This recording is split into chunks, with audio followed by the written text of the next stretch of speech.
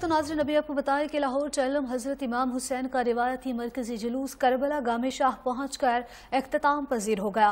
Police की जानिब से जुलूस के शुरिका को मुंतशिर करने का काम शुरू कर दिया गया।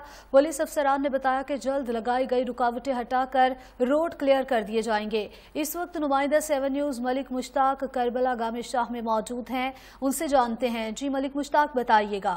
जी बिल्कुल, मैं मौजूद गामे शाह मेन गेट पर, चूँकि आज 20 सफ़र का दिन था और हज़रत इमाम हुसैन अलैहिस्सलाम के चेलम के हवाले से आज सुबह अलफ शाह दरबार अंदरून भाटी गेट दिल्ली गेट से निकाला जाने वाला जुलूस अपने मुकर्रर रास्तों से होता हुआ करबला गामे शाह पहुँचकर इख्तिताम पजीर हो चुका है।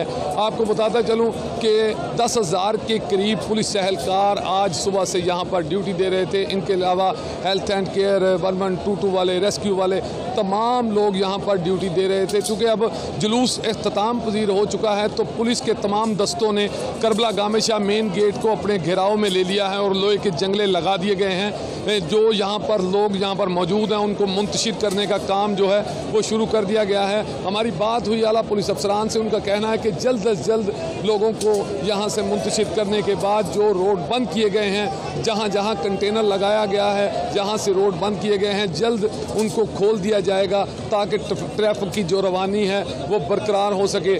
आपको बताता चलूँ कि करबला गामे शाह मेन गेट पर पुलिस ने लोहे के जंगले जो हैं वो लगा दिए हैं और अब किसी को अंदर जाने की इजाज़त नहीं दी जा रही। वही लोग जो जुलूस के साथ अंदर गए थे उसके बाद जो है वो दरवाज़ा बंद कर दिया गया है। लोगों को पुलिस की तरफ से कहा जा रहा है कि आप पीछे हट जाएं, लेकिन दूसरी तरफ अज़ादार हुसैन अभी तक गिरफ्तारी में। मलिक मुश्ताक आपका